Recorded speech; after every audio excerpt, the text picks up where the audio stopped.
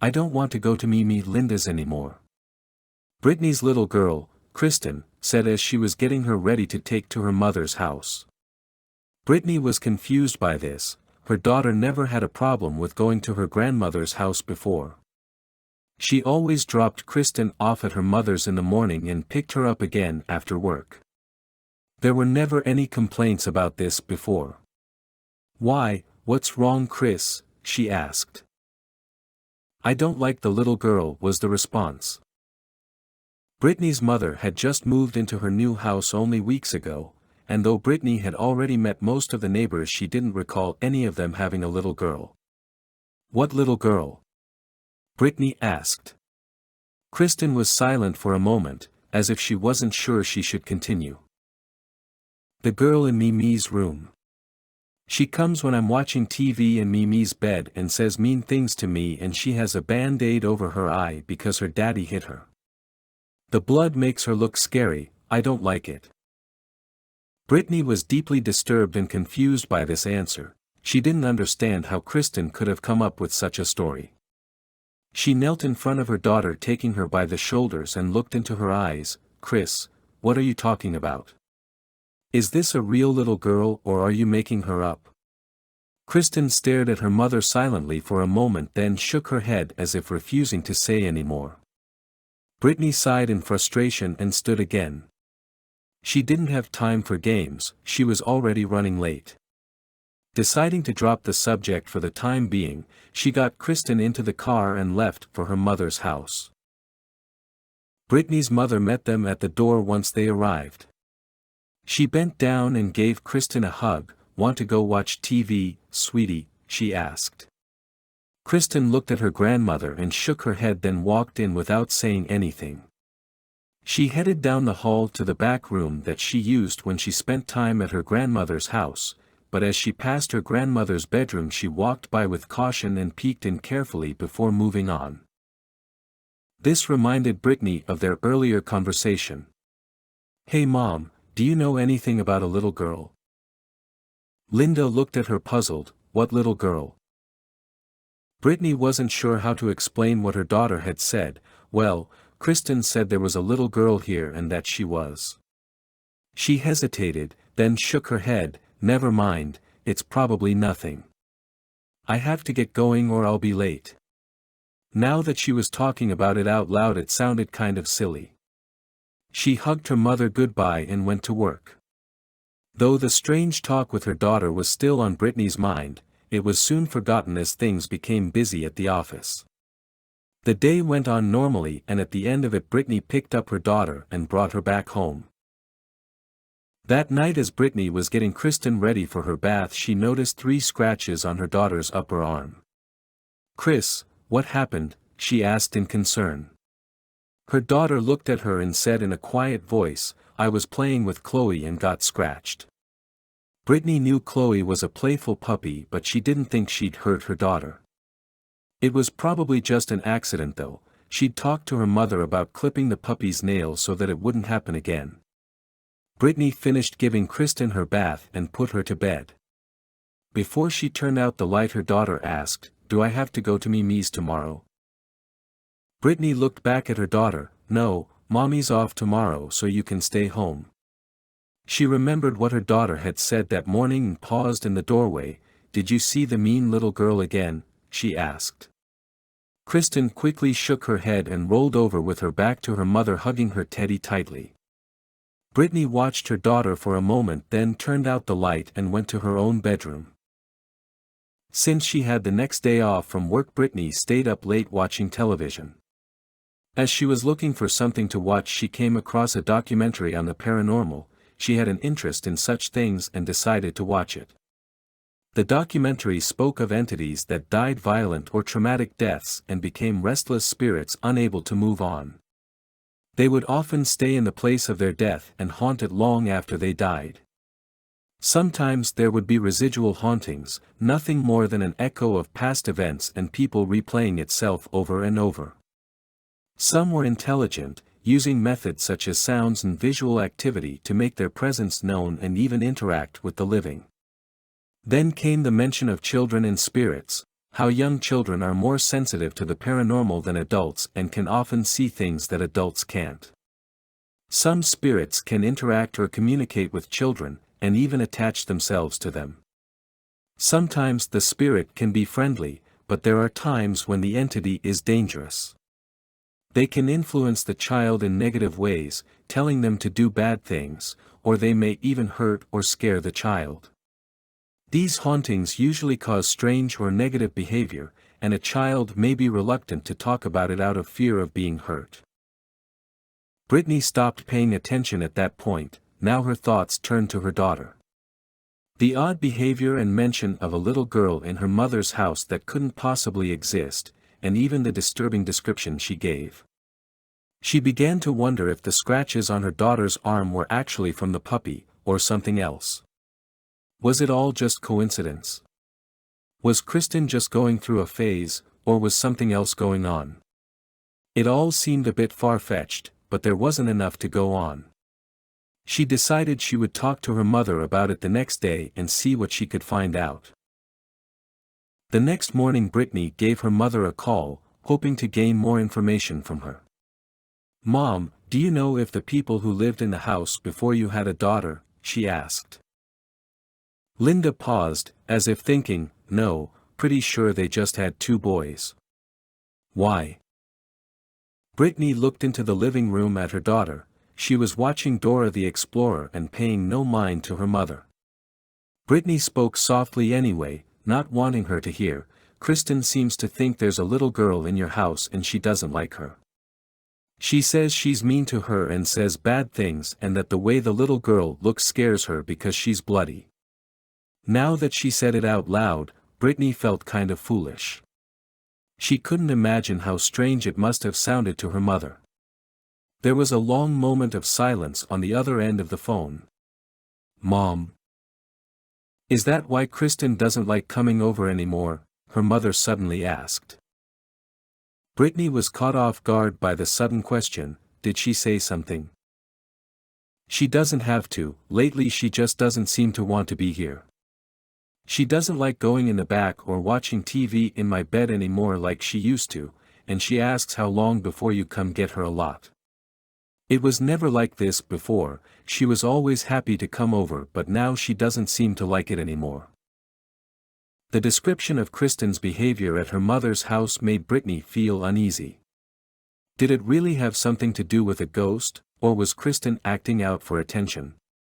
Her thoughts were interrupted by her mother's loud yawn. "Sorry, I haven't been sleeping well," she said. "Why? What's wrong?" Brittany asked. "Well, I keep hearing weird noises at night and..." Linda's voice trailed off. "And what?" Brittany asked. "Well, sometimes while I'm sleeping, I get woken up by something that feels like a tug on my sheets. Once I thought I even heard a giggle. I just roll over and go back to sleep thinking I was just dreaming, but now that I think about it there have been some strange things going on." Brittany's uneasiness grew. Like what? "Well, there are the weird noises from time to time, the tug on my bed sheets, and sometimes something isn't where I thought I put it, like it had been moved. And there are times when it feels unusually cold in my room, colder than it should considering it's summer and all. And Chloe acts weird too. She growls and barks at the empty air or acts restless like something's making her nervous. I figured she just wasn't used to the new house yet." Brittany remembered hearing that animals were just as sensitive to the paranormal as young children, if not more. "I never really paid much attention to all this before, but now that I'm thinking about it, it all seems kind of strange." She paused as if thinking again. "There is one other thing. I thought I heard Kristen talking to someone a couple of weeks ago. I looked in on her and she was playing with her tea set and dolls. I thought maybe she was just playing pretend, but what if she wasn't?" Linda's voice had a hint of nervousness to it now. "Mom, maybe you should look into that house's background or something, just to see if there's anything weird about it," Brittany suggested. She wasn't sure what she was expecting to find, or if there really was anything to find, but they had no way of knowing unless they tried. I guess I could. Not sure if I really want to know though, I might end up moving again. Her mother laughed weakly at her attempted joke. Brittany started wondering if she should leave Kristen elsewhere during the day, just until they figured things out. I think I might leave Kristen at Mama's house during the day instead of yours, just for a while, she said. Brittany's grandmother was getting up in age, but she always enjoyed visits from her great-grandchildren. Brittany just hoped it would solve the problem, even if it was only temporary. Well, alright I guess. Linda said, sounding a bit disappointed. Brittany couldn't help feeling guilty. She knew her mother enjoyed the company she got from Kristen since she lived alone. Thanks Mom. Let me know what you find. After hanging up with her mother, Brittany looked in on Kristen again. She was still watching Dora the Explorer and answering Dora's questions. Chris, how would you like to stay at Mama's instead of Mimi's for a while? Kristen turned around to look at her mother. I won't go to Mimi's house anymore. It's just for a little while. Brittany said. Kristen nodded solemnly, okay Mommy. She looked back at the TV but now seemed less enthusiastic than before and had grown quiet. The sudden change in her daughter's behavior added on to Brittany's concern. She wasn't sure what to make of the situation between the strange activity in her mother's house and the effect it was having on Kristen. Was there really something going on, or was her daughter just having a childhood fantasy and would grow out of it soon? But what about the strange things occurring in her mother's house? Could it just be coincidence? Brittany felt frustrated knowing there was nothing she could do until they found out more about the house's history. For now, all she could do was wait. That weekend Brittany was off. She hadn't heard anything from her mother yet. Kristen spent the days with her great-grandmother and there had been no more mention of a little girl or strange behavior. It brought Brittany some relief to have her daughter back to normal. She was almost sure the whole incident had been a phase, maybe just a little girl's way of getting her working mother's attention, or her way of saying she didn't like her grandmother's new house. Either way, Brittany was just glad that things were better now. She sat on the couch with her laptop while Kristen lay on the living room floor coloring in a Dora the Explorer coloring book. Brittany's cell phone suddenly rang and she got up to answer it. It was her mother. Britt, I'm on my way over. There's something I need to show you, but first check your email. I sent you something I found, I think you need to see it. Linda's voice sounded disturbed. Brittany froze at the sound of her mother's tone. What is it? She asked. Just go check, her mother said. I can't talk now, I'm driving. I'll be there soon. There was a cold feeling in the pit of Brittany's stomach as she hung up the phone. She almost didn't want to look at her email, but she sat on the couch and picked up her laptop again. She opened her account and clicked on the email from her mother. It was a news article dated about 13 years ago. Her heart skipped a beat as she read the title, Girl Beaten to Death by Father in Home. She scrolled down reading the details of the article. A 6-year-old girl was being abused by her alcoholic father. After being questioned by a teacher who was concerned about the bruises on the girl, she told her that it was done by her father. When the father found out what she had told the teacher, he began beating her in a fit of rage and ended up killing her. Paramedics pronounced the child dead at the scene. Cause of death was massive head trauma. The father was arrested and found guilty of second-degree murder. He was sentenced to life in prison. At the bottom of the article was a picture of a little girl in a kiddie pool in the front yard of her home. The house in the background was the very house Brittany's mother was living in now. She was an adorable little girl, with light blonde hair pulled up into pigtails and pretty blue eyes. A wide smile with a missing front tooth adorned a somewhat chubby little face. She looked a little younger than 6 in the picture, perhaps it was a photo from an earlier, happier time.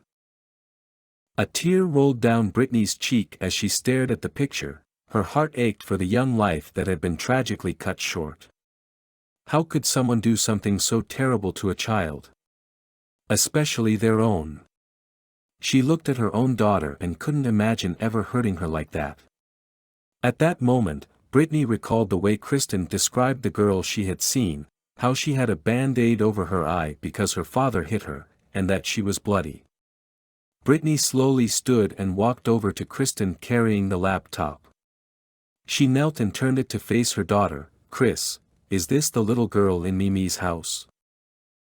Kristen looked at the picture, then looked up at her mother. Her face was blank. Her daddy told her not to tell anyone he was hitting her. She should have listened and he wouldn't have hurt her like that. "I wasn't supposed to tell anyone about her either because she doesn't like it when people say she's not real. But I was bad and told anyway, that's why she scratched me." She looked back at her coloring book and continued coloring as if it were just a casual conversation. Brittany almost dropped her laptop from the shock. The sudden ring of the doorbell made Brittany jump. She remembered her mother had said she was on her way and put the laptop down, hurrying to the door. Her mother looked somewhat pale when she opened it. "I'm freaking out, Britt, this is really messed up," she said as she walked in past Brittany clutching something in her hand. Brittany followed her mother into the kitchen and found her pacing back and forth nervously. "Mom, what's wrong?" Linda stopped pacing and looked at her. "Well, I talked to the people who lived in the house before me and they said they didn't know anything about the previous owners, but they were sure that a little girl lived there. In the front bedroom they found disturbing drawings on the wall inside the closet that looked like they were done by a girl. They put wallpaper up inside to cover them up." Brittany was confused. "Wallpaper?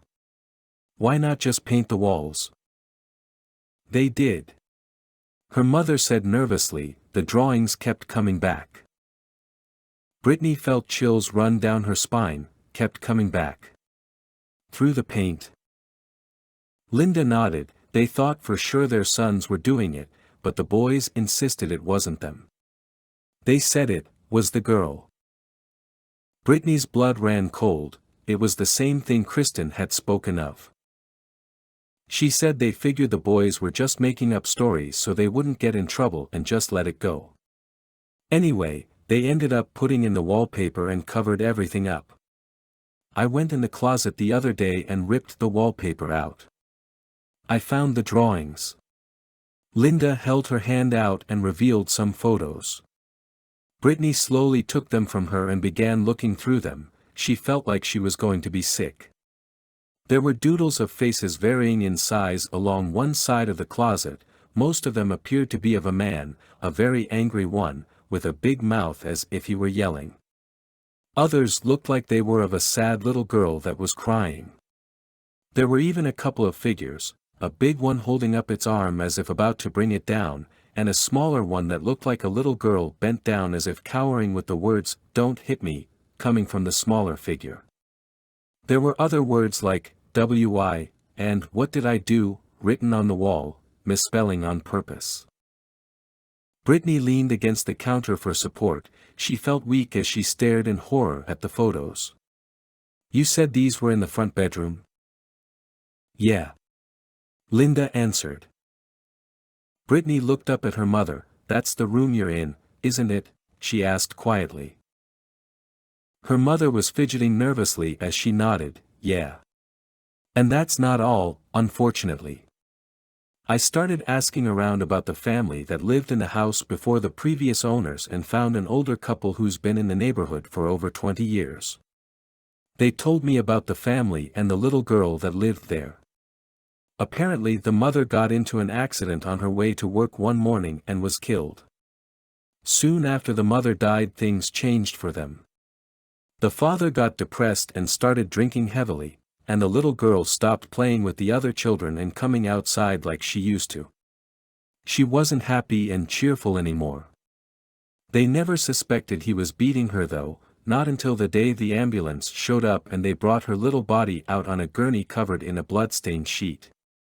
Linda's voice faltered and she stopped. Tears built up in her eyes as she shook her head. How could someone do that? She asked in a trembling voice. How could he just beat his own little girl and kill her? Brittany shook her head. I don't know, Mom, I just don't know. How could anyone lay their hands on a child like that? As a mother, she found the act unthinkable and unforgivable. It made her sick just thinking about it. Brittany looked at the pictures of the drawings again. Everything was starting to make sense now. This poor little girl had been betrayed and killed by the very person who was supposed to love and take care of her. Now she was a restless spirit full of anger and unable to move on. It was heartbreaking. I'd like to meet that bastard and give him a taste of his own medicine, she said angrily. Unfortunately, that's not possible. Linda said bitterly. He's dead. Brittany looked at her mother in shock. The article said he got life in prison. Did they change it to the death penalty? No, the couple I talked to told me he died not long after killing his daughter. Apparently he wasn't completely unremorseful for what he did. He couldn't live with the guilt of his crime. He committed suicide in prison a couple of months after he was sentenced. It wouldn't bring the little girl back though, and it wouldn't release her spirit. But you know, despite all these facts, we still don't have any evidence of a ghost. Brittany said. Linda reached into her purse that was sitting on the counter. Actually, there is one more thing. She pulled out a digital recorder. I remembered hearing on Ghost Hunters and other paranormal shows that if you use a recorder you could catch the voice of an entity. I put one in my room and went grocery shopping. When I came back I listened to it. She slowly held it out to Brittany. I caught something. Brittany looked at the recorder in her mother's hand and took it from her. She pressed the play button and it picked up where her mother had stopped it. For a moment there was nothing, a bird chirping in the tree out front, a car passing by on the street. Then she heard it, a little more than a whisper. A little voice with only one thing to say. Don't tell.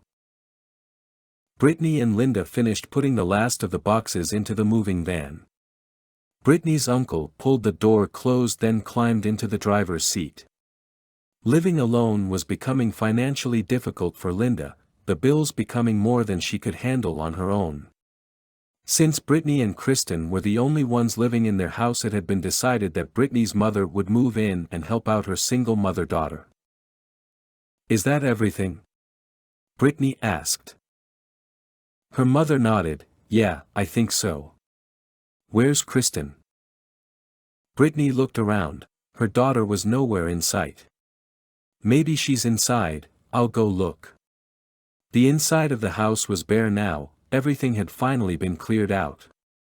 She saw no sign of Kristen at first, but then she heard a voice coming from the hallway. It was Kristen's. Brittany quietly made her way to the hallway's entrance and peeked into the front room, previously her mother's bedroom.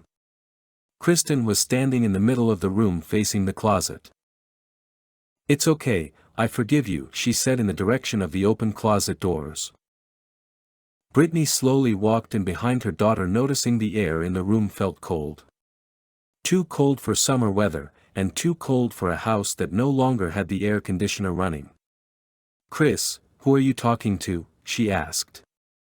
Kristen turned around to face her mother. Jenny, she said. Brittany walked up closer to Kristen, looking at the empty space in the closet that she had been talking toward. Who's Jenny, sweetie? She already had a feeling before even asking. The little girl. She was saying sorry for hurting me. Her daddy always said sorry after hurting her too. She looked back at the closet. No, we're not going away because of you. It's because Mimi is having trouble paying the bills. She paused, as if listening to someone talking. I don't know, it's a grown-up thing I think. Brittany got goosebumps and reached down to take Kristen's hand. Well, it's time to go, Mimi and Uncle Kurt are waiting. As they started to walk out, Kristen looked back and gave a little wave to the open closet. Bye Jenny, I hope you can see your mommy again one day. Brittany didn't stop as she walked her daughter out of the house, closing and locking the door behind them. Her mother was already in her car waiting on them. "Everything all right?" she asked through the open window. "Yeah, everything's fine," Brittany responded. She hooked Kristen into her seat, then went around to the driver's side and got in. Starting up her car, she took one last look at the house. For a moment she thought she saw something in the front bedroom window, a pale face with light-colored hair tinged with a darker color hanging down around it. Brittany quickly blinked her eyes and looked again. It was gone. It was probably just the glare from the sun on the glass. At least, that's what she told herself.